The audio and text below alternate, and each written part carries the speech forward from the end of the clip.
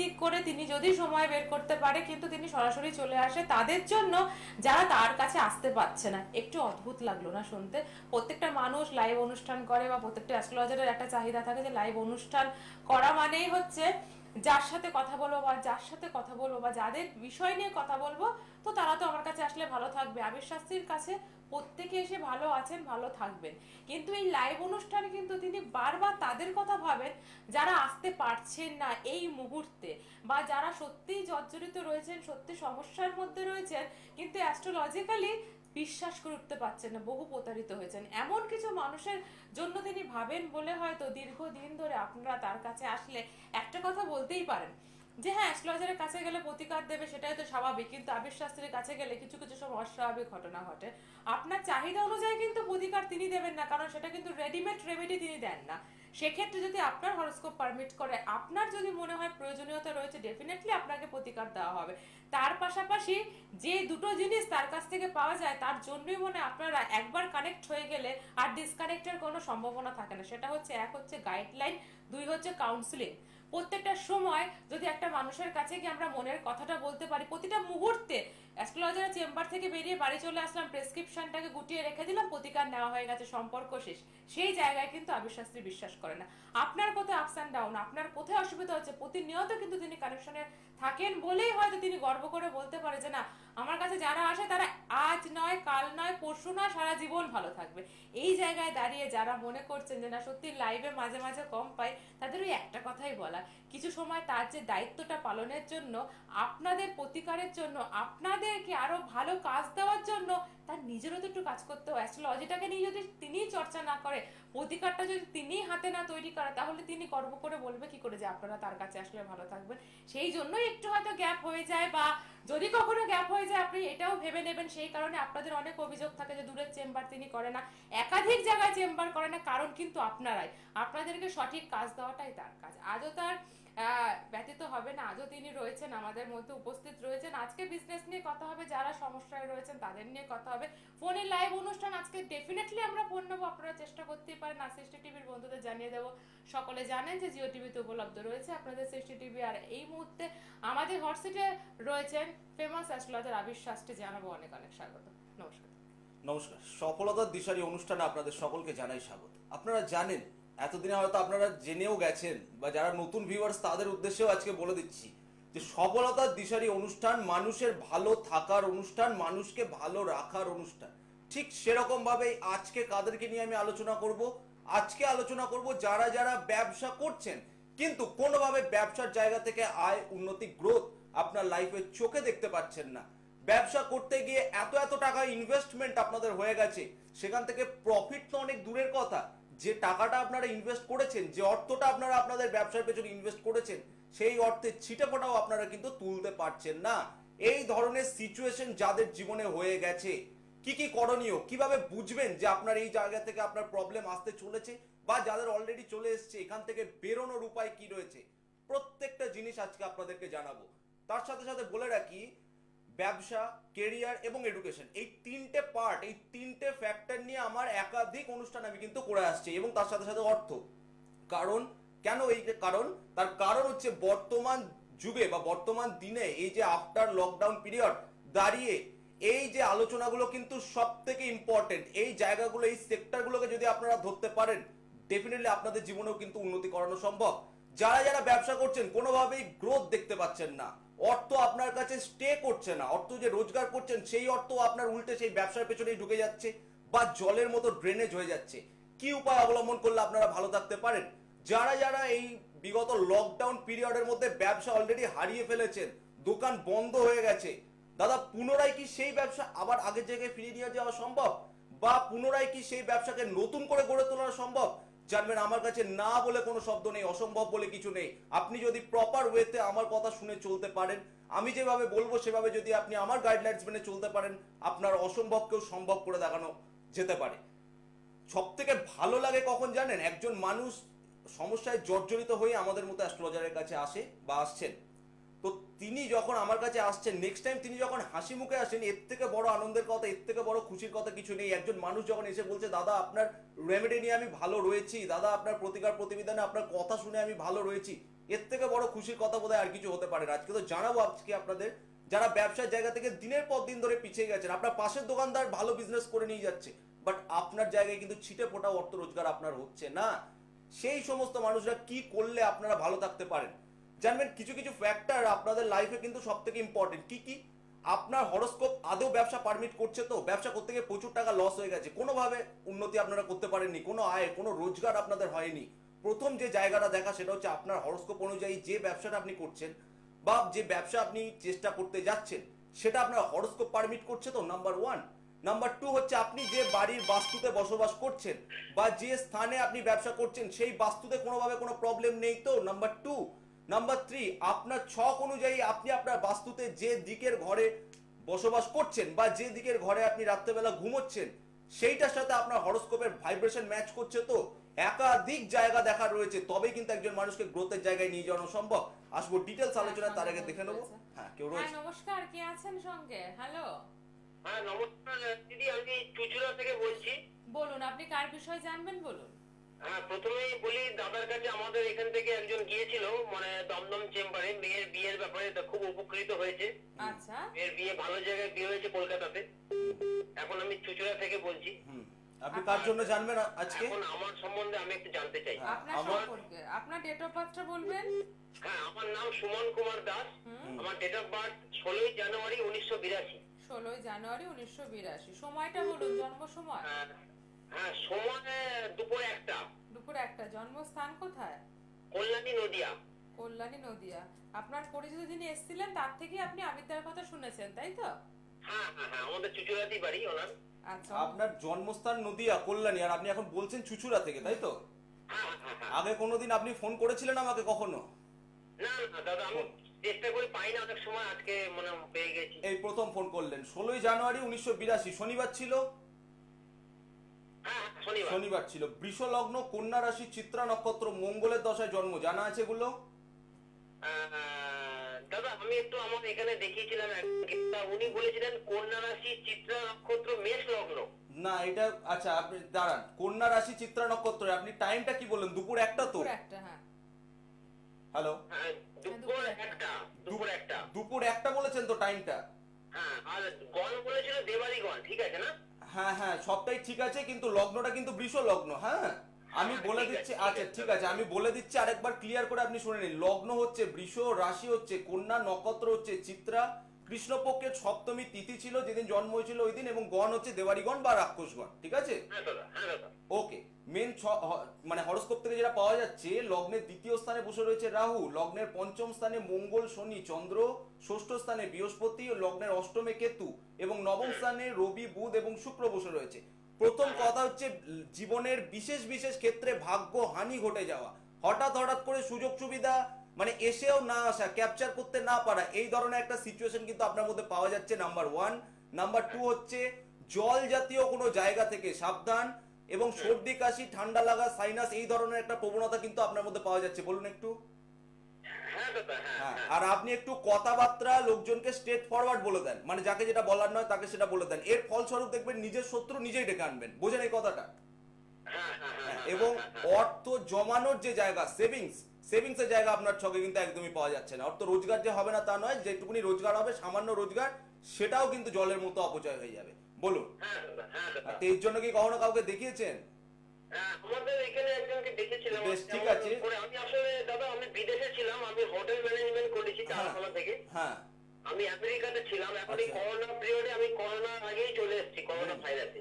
তা যে কতদিন ধরে, মানে আপনি যে চাকরি করেছেন, কতদিন চাকরি করেছেন? চাকরি আমি অনেকদিনই করেছি, কিন্তু তেমন করে বলি শুনুন, যে খরচা করা, যতদিনই আপনি চাকরি করেছেন, যে অর্থটাই আপনি রোজগার করেছেন, আপনার জায়গায় যদি অন্য কেউ থাকতো, সে যেটার সেভিংস করতে পারতো, আপনি তার ধারে বাইরে কিছু রোজগার করতে পারেননি। এই হচ্ছে আপনার ছকের সিচুয়েশন। আপনি বললেন কোথায় কি দেখিয়েছেন, যাই হোক, আমি জানতে ইন্টারেস্টেড নই। যদি মনে হয় যে ভালো থাকতে হবে, যদি মনে হয় এর জায়গা থেকে বেটার রেজাল্ট আপনার দরকার, ইমিডিয়েট পারলে আপনি আমার বুকিং নাম্বার ডায়াল করে একবার আমার সঙ্গে যোগাযোগ করবেন, যা করে দেবো, নিশ্চিন্তে থাকতে হবে। ঠিক হ্যাঁ, আছে? আর আপনাকে আলাদা করে কিছু বলার নেই, কারণ আপনি নিজেই বললেন যে আপনি আবিরদার কথাই শুনেছেন, যার কাছ থেকে তিনি উপকৃত বলে সেইভাবেই কিন্তু আপনি ফোন করেছেন। আচ্ছা, আপনার কিন্তু আলাদা করে যাচাই করার প্রয়োজন নেই। আমি তো একটা কথায় আসবো, যেটা প্রথমে যে একটা অ্যাস্ট্রোলজারের কাজ, মানে আমরা যারা, যিনি ফোন করলেন তিনিও বললেন আমি এক জায়গায় দেখিয়েছিলাম, অবশ্যই। মানে একটা অ্যাস্ট্রোলজারকে দেখালেই দেখানো হয়ে যায়, সেটা অতীত হয়ে যায়। এই ধরনের ধারণা যে তার সাথে কানেকশন থাকে না বা তার কাজকে শুধুই প্রতিকার লিখে দাও, কিন্তু আপনার ক্ষেত্রে না। সম্পূর্ণটাই আলাদা। অবশ্যই না, এরকমটা তো নয় যে আপনি আমার কাছে আসলেন, আমি আপনাকে প্রতিকার দিয়ে দিলাম, আপনি চলে গেলেন, সম্পর্ক শেষ, তারপর আর যোগাযোগ রাখলেন না, ব্যাপারটা এরকম নয়। আমি যদি মনে করি বা আমি যদি কাউকে রেমেডি দিই, যদিও আমি কিন্তু সবাইকে রেমেডি দিই না, আপনারা এতদিন হয়তো জেনেও গেছেন বহু মানুষ, আমি যাকে রেমেডি দেবো আমি মনে করি তার কিন্তু দায়িত্ব সম্পূর্ণ আমার থাকে। সুতরাং আপনাকেও কিন্তু সময় মতো আমাকে জানানো কেমন ভালো রয়েছেন আপনি, কতটা ভালো আপনি রয়েছেন, কতটা বেটার রেজাল্ট আপনি পাচ্ছেন, আপনাদেরও কিন্তু উচিত আমাকে জানানো এবং আমার সাথে যে একটা সম্পর্ক মানে একটা যোগাযোগ রাখা কিন্তু আপনাদেরও কিন্তু উচিত। তবে কিন্তু আপনাকে আরো ডেভেলপমেন্টের জায়গায় নিয়ে যাওয়া সম্ভব। প্রতিকার বারবার দিতে হয় না, প্রতিকার একবারই করতে হবে। যদি আপনার ছকে মেন প্রতিকার যদি আপনি একবার করতে পারেন, বাদ বাকিটা আপনাকে আলোচনা সাপেক্ষ, আপনার কোন টাইমটা ভালো কোন টাইমটা নেগেটিভ, একটা গাইডলাইন, অবশ্যই একটা গাইডলাইন, এটা কিন্তু প্রত্যেকটা মানুষের জানার প্রয়োজন রয়েছে। এই যে উনি বললেন প্রথমেই ফোন করে যে ভালো রয়েছে, ওনার একজন এসেছেন বোধহয় সম্ভবত মেয়ের বিয়ে হয়েছে, তো ভালো তো থাকতেই হবে। সঠিক যদি রেমেডির অ্যাপ্লাই হয়, আমার কথা শুনে যদি আপনি চলতে পারেন, এ তো সোজা সাপটা হিসাব, ভালো আপনাকে থাকতেই হবে, ভালো থাকার কোনো শেষ নেই, ভালো থাকার জন্যই আসা। হ্যাঁ। আর এই যে বললাম যে সব থেকে আনন্দ সব থেকে খুশির ব্যাপার কখন জানেন, যে একজন মানুষ যখন ফোন করে বলেন যে দাদা আমি আপনাকে দেখিয়ে আপনার প্রতিকার করে ভালো রয়েছি, কি আমার কোন আত্মীয় কোন রিলেটিভ ভালো রয়েছে, এর থেকে বড় খুশির কথা আর কিছু হতে পারে না। যেমন গত রবিবার দিনকে দমদমে, মানে রবিবার দিন মিষ্টি খেতে খেতে আমার মুখটাই মিষ্টি হয়ে গেছে, এত মিষ্টি নিয়ে এক মা এসছেন। কি সমস্যা ছিল না, লকডাউন পিরিয়ডে ছেলে চাকরি চলে গেছিল, তারপরে তিনি আমার কাছে এসেছেন। আমি তাকে বলেছিলাম যে আপনার ছেলের ছকে এই জায়গাগুলো নেগেটিভ রয়েছে, এই জায়গাগুলোকে প্রতিকার করতে পারলে আপনার ছেলের আবার পুনরায় চাকরি হবে। তিনি তখন আমাকে জিজ্ঞেস করছেন দাদা রেমেডিটা করলে চাকরিটা হবে তো? আমি তখন তাকে মজা করে বলেছিলাম আর যদি চাকরিটা হয় আপনি আমাকে মিষ্টি খাওয়াবেন তো? ঠিক যে টাইমটা আমি দিয়েছিলাম 2.5 মাসের মাথায় ছেলের আবার একটি নতুন চাকরি হয়েছে এবং রবিবার দিনকে মানে এত মিষ্টি এনেছে যে খেয়ে শেষ করা সম্ভব নয়। যাই হোক, আসবো। মানে এইগুলোই না প্রাপ্তি, মানে কারণ ভালো থাকাটা যখন সেই রেটা আসে, সেটাই কিন্তু আবির শাস্ত্রীকে আরো এগিয়ে নিয়ে যায় আরো ভালো কাজ দেওয়ার জন্য। এগুলোই তো মোটিভেট করে, একজন মানুষ যখন এসে ভালো থাকে এগুলোই তো আরো মানুষকে কাজ দেওয়ার মতো, আরো মানুষকে ভালো রাখার জন্য এগুলোই আমার মোটিভেশন। জানবেন কিচ্ছু থাকবে না, এই যে মানুষের আমার প্রতি ভালোবাসা, মানুষের আমার প্রতি বিশ্বাস, এই যে এত মানুষ আপনারা এসে উপকৃত হচ্ছেন, এর থেকে বড় গর্বের জিনিস, এর থেকে বড় খুশির জিনিস আর কিছু নয়। একদম। সঙ্গে আরো একজন রয়েছে, শুধু একটা কথা বলে তার ফোনটা নেবো, যে আবির শাস্ত্রীর সাথে যার কানেকশন হয়ে যায়, তার কানেকশনটা কিন্তু থাকে এই কারণে, কারণ আপনি একবার হয়তো চেম্বারে আসেন, কিন্তু একবারেই কিন্তু তিনি সারা জীবনে ভালো থাকার দায়িত্বটা নিয়ে নেন। সেই কারণে আপনাদের একটু কষ্ট করে চেম্বার অব্দি পৌঁছতে হবে। যদি কেউ মনে করে থাকেন না চেম্বার অব্দি পৌঁছতেও পারছি না, বা যে কোনো পরিস্থিতিতে আপনি আটকে পড়ছেন, সেক্ষেত্রেও কিন্তু অনলাইন প্রেডিকশনের পেয়েবল অনলাইন প্রেডিকশনের কিন্তু ব্যবস্থা রয়েছে। একই রকম ভাবে কিন্তু আপনারা প্রেডিকশনটা পাবেন। সঙ্গে আরো আমি ডিটেলসে আসবো, কিন্তু যে বন্ধু অপেক্ষা করছে তাকে স্বাগত জানাবো। হ্যালো, নমস্কার, কি আছেন সঙ্গে? হ্যাঁ নমস্কার ম্যাডাম, আপনি প্রণাম নেবেন আমার, আর দাদাকেও প্রণাম। হ্যাঁ ধন্যবাদ, আপনাকে অনেক ধন্যবাদ। আপনি খুব নীরবে অনুষ্ঠান শুনছিলেন। আগে বলুন তো, প্রোগ্রাম দেখা হয় তাই তো? হ্যাঁ প্রোগ্রাম দেখি, আমি যে লাইভটা পাবো আমি ভাবতেই পারিনি। একদম, আমার খুব ভালো লাগে, ওই জন্য আমি ফোন করে আপনাদের মতো মানুষকে পেয়ে আমাদেরও ভালো লাগে, কারণ আপনারা যে অনুষ্ঠানের সাথে থাকেন তার মর্মটা বোঝেন, সেটা যে আপনি সাইলেন্টলি অপেক্ষা করছিলেন, এটাই কিন্তু তার উদাহরণ। সব থেকে বড় কথা আপনাদের জন্যই বারবার করে ছুটে ছুটে লাইভ অনুষ্ঠানে আসা, একদম বারবার চলে আসা। নমস্কার, প্রণাম নেবেন। নমস্কার নমস্কার। হ্যাঁ আমি ছেলের বিষয়ে একটু জানবো। হ্যাঁ আপনি বলুন তো কোথা থেকে বলছেন, ছেলের নাম, ডেট অফ বার্থ বলবেন। আমি সামনাবাদ থেকে বলছি। বলুন ছেলের নামটা বলবেন, ডেট অফ বার্থ বলবেন। নাম ঘোষ। হ্যাঁ ডেট অফ বার্থ বলুন। 10/5/97। 10/5/97। 2:05 কৃষ্ণনগরে জন্ম। দুপুর 2:05, জন্মস্থান কৃষ্ণনগর।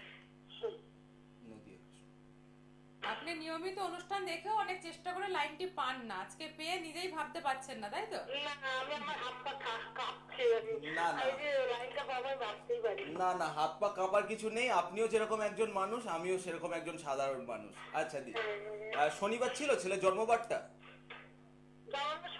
শনিবার ছিল, কন্যা লগ্ন, মিথুন রাশি, আদ্রা নক্ষত্র, রাহু দশায় জন্ম, জানা আছে? হ্যাঁ এইটুকু জানি, আর কিছু আমার ক্যারিয়ারটা জানতে।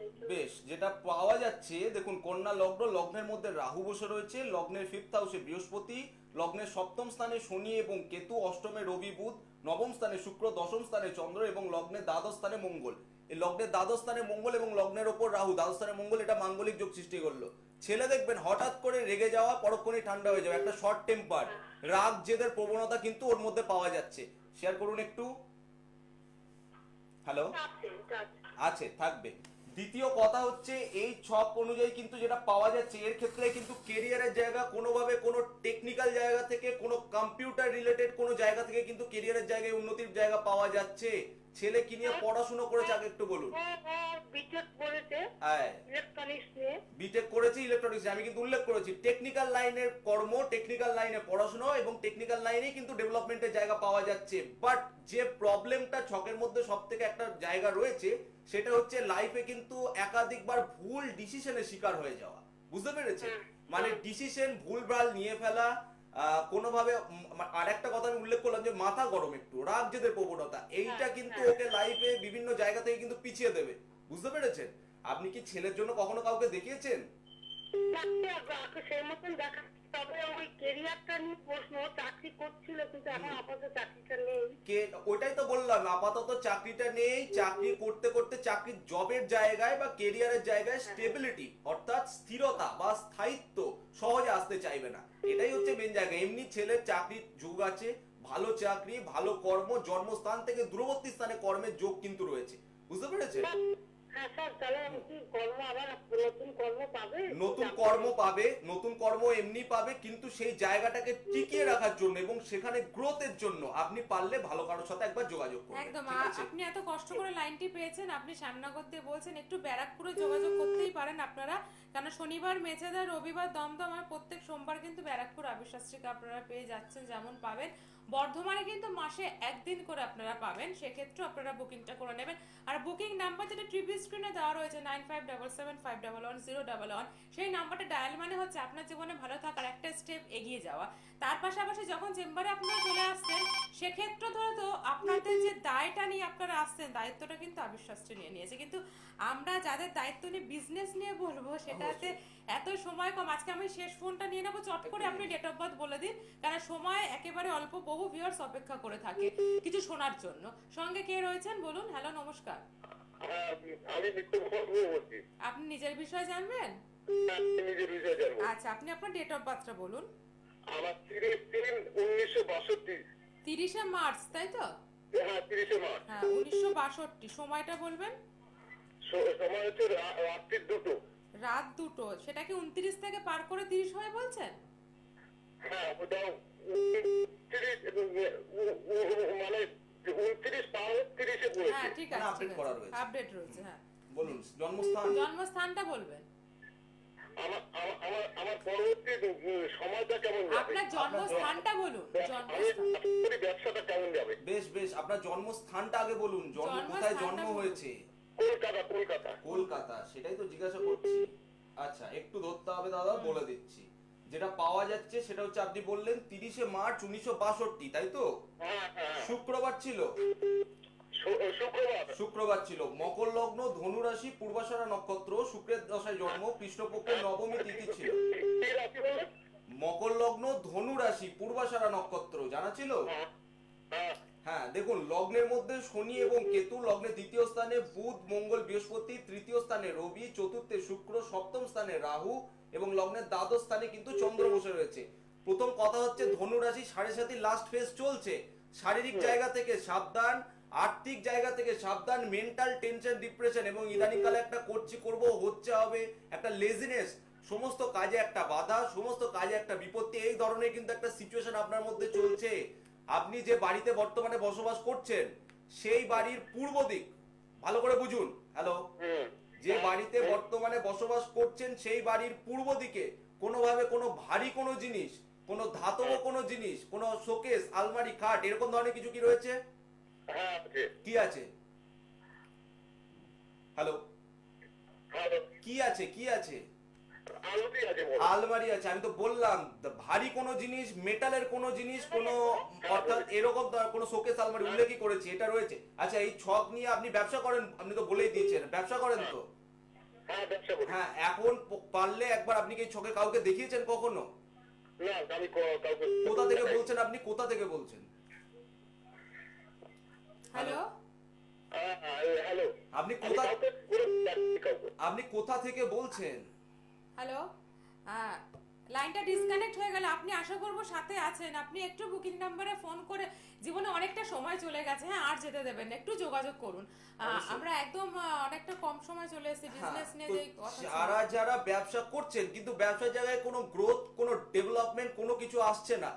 ব্যবসা করতে গেলে যে জিনিসটা সব থেকে ইম্পর্টেন্ট সেটা হচ্ছে অ্যাট্রাকশন পাওয়ার। একজন মানুষের আমি তো বললাম যে আপনার জন্ম ছকটা আগে দেখতে হবে, যে বাস্তুতে আপনি বসবাস করছেন, যে বাস্তুতে আপনি ব্যবসা করছেন, সেই জায়গাগুলোকে এবং তার সাথে আপনার ছকের ভাইব্রেশন কতটা ম্যাচ করছে, কতটা জায়গাগুলো সুইটেবল, যে দিকের ঘরে আপনি ঘুমোচ্ছেন আদৌ সেই জায়গাগুলো ঠিক রয়েছে তো, যদি ঠিক থাকে তবেই কিন্তু আপনাকে ডেভেলপমেন্টের জায়গায় নিয়ে যেতে পারে। যার জন্যই বারবার করে বলা, যারা সিরিয়াস, যারা দেখাতে চাইছেন তারা বুকিং নাম্বার ডায়াল করে চেম্বারে আসবেন। আর যারা মনে করছেন যে সিচুয়েশনের মধ্যে আপনারা রয়েছেন কিছুটা বেটার রেজাল্ট আপনাদেরকে পেতে হবে, তারপর দাদা আমরা আপনার কাছে যাব, তাদের জন্য এই প্রয়োগ। কি করবেন আপনারা? যে কোনো বৃহস্পতিবার দিন সূর্য অস্ত যাওয়ার পর একটি হলুদ কাপড়ের মধ্যে আপনাদেরকে একটি 1 টাকার কয়েন, 1 টুকরো গুড় এবং 5 টুকরো গাঁট হলুদ আপনাদেরকে দিতে হবে। দেওয়ার পর সেই জিনিসটাকে নিয়ে হলুদ সুতো দিয়ে টাইট করে বাঁধার পর নিয়ে যেতে হবে আপনার বাড়ি থেকে দূরবর্তী স্থানে কোনো নির্জন জায়গায়। সেই জায়গায় সেই জিনিসটাকে আপনাদেরকে পুঁতে দিয়ে বাড়ি ফিরে চলে আসতে হবে। এইটা করুন যারা ব্যবসায় কোনোভাবে গ্রোথ পাচ্ছেন না, লোনের দায়ে জর্জরিত, আর যারা মনে করছেন যে আপনাদেরকে আরো বেটার রেজাল্ট প্রয়োজন, লাইফের প্ল্যানিং প্রয়োজন, কি করলে আপনারা ভালো থাকবেন, তাদের জন্য বুকিং নাম্বার আপনাদের টিভি স্ক্রিনে রয়েছে, চেম্বারে যোগাযোগ করুন। একদম। যারা মনে করছেন শুধু বিজনেস নিয়ে কি সমস্যার সমাধান আবিদ্যা করেন, না, জীবনে নানা সমস্যার সমাধান কিন্তু আপনারা পেয়ে যাবেন যদি আপনারা বুকিং নাম্বার ডায়াল করে চেম্বারে আসতে পারেন, বা যদি আপনারা বুকিং লাইন ডায়াল করে অনলাইন প্রেডিকশন আপনারা নিতে ইচ্ছুক হন, একই রকম প্রেডিকশন কিন্তু আপনারা পাবেন। সেক্ষেত্রে মনে হতে পারে যে ফোনের মাধ্যমে প্রেডিকশনে কি সময়টা অতটা পাবো, আপনি ফিজিক্যালি এসে যতটা সময় পাবেন তার থেকে বেশি ছাড়া কম পাবেন না, কারণ একই রকম দায়িত্ব নিয়ে তিনি কাজটা করেন, একই রকম দায়িত্ব নিয়ে করবেন। তার একটাই বক্তব্য, বিভিন্ন জায়গায় গিয়ে চেম্বার করার যে সময়টা, সেই সময়টা তো আপনাদের কাজের জন্য আমাকে ব্যয় করতে হবে, তাই প্রেডিকশন প্রতিকার একই রকম পাবেন, কাছে থাকুন বা দূরে। বা যদি কেউ মনে করে থাকেন কলকাতার মধ্যে রয়েছেন কিন্তু কোনো পরিস্থিতিতে চেম্বারে আসতে পারছেন না, সেক্ষেত্রেও কিন্তু অনলাইন প্রেডিকশনটা আপনারা নিতে পারেন। আরো একটা কথা তো জানেন যে সৃষ্টি টিভিতে মঙ্গল থেকে শুক্র মানে বিকেল 4টে মানেই কিন্তু আবিশ্বাসী। হ্যাঁ, মাঝে মাঝে লাইভ না, হয়তো মাঝে মাঝে কোনো প্রোগ্রাম পাবেন, তার পাশাপাশি কিন্তু আপনারা চেম্বারে চলে আসার জন্য ফোন করে, বুকিং নাম্বারে কিন্তু ফোন করে শুধুমাত্র নামটা বুক করবেন, নিজের বিষয়ে জানতে চাইবেন না, তার জন্য কিন্তু লাইভে চলে আসা। তার সময় তো একেবারে কমে এসছে দোরগোড়ায়, তো লাইভে যখন আপনাকে পাওয়া যায় প্রচুর ফোন আমরা নিতে পারি। কিন্তু একটা কথা আমি সবসময় বন্ধুদের বলি, লাইভে না পেলেও এটুকু মানা যাবে লাইফে রয়েছে। যারা লাইভে যে শুধু পাচ্ছে তারাই চেম্বারে আসতে পারবে, ব্যাপারটা তো এরকম নয়। যারা পাচ্ছেন না, যাদের প্রয়োজন রয়েছে, বুকিং নাম্বারে ফোন করে আপনারা চেম্বারে চলে আসবেন। চেম্বারের কথাই যখন উঠলো একটা কথা বলে দিই, সামনের 2 সপ্তাহ সোমবার ব্যারাকপুর চেম্বার আমার একটু বন্ধ রয়েছে, দমদম অ্যাভেলেবেল রয়েছে। ব্যারাকপুরটা 2 সপ্তাহ সামনে একটু বন্ধ রয়েছে। মার্চের 8 তারিখ থেকে আবার আপনারা ব্যারাকপুরের বুকিং শুরু করে দেওয়া হবে, ব্যারাকপুরে আপনাদের জন্য বুকিং খুলে দেওয়া হবে। আর বর্ধমান 5 মার্চের 5 তারিখ বর্ধমান চেম্বার বুকিং অলরেডি শুরু হয়ে গেছে, যারা চাইছেন আপনারা বুকিং করে নেবেন। অনুষ্ঠান বোধহয় আজকে একদম শেষ মুহূর্তে পৌঁছে গেছি। শেষ কিছু কথা বলে আজকে অনুষ্ঠানতে আপনাদের সামনে থেকে বিদায় নেব। যারা আপনারা রয়েছেন বিভিন্ন ধরনের সমস্যায় জর্জরিত, কোনোভাবে বেরিয়ে আসতে পারছেন না, করণীয় কি? বুকিং নাম্বার আপনার টিভি স্ক্রিনে ডায়াল করে চেম্বারে আসুন। একটা বুকিং নাম্বার ডায়াল আপনারও লাইফের চাকা ঘুরিয়ে দিতে পারে। নমস্কার, ভালো থাকবেন। একদম। জীবনে ভালো থাকতে গেলে বুকিং নাম্বার ডায়াল করে যখনই চেম্বারে পৌঁছাবেন, সাফল্য আপনাকে খুঁজে নেবে যদি আপনি সেই ভরসাটুকুতে আসতে পারেন। তো লাইভে আবারও পরবর্তী অনুষ্ঠানে পেয়ে যাবো সেই আশা রেখে আজকের মতো বিদায় জানাচ্ছি আবিদ্যা আপনাকে, আমার সকল বন্ধুকে। ভালো থাকবেন, নমস্কার। নমস্কার। দূর আর দূরে নেই, অচেনা আর চেনা, তাই অচেনাকে জানতে প্রান্তে বা সীমান্তে চোখ থাকবে শুধুমাত্র সৃষ্টিতে, কারণ সৃষ্টি টেলিভিশন এখন উপলব্ধ সমস্ত MSO-তে, analogue and digitally. Log on www.zengatv.com।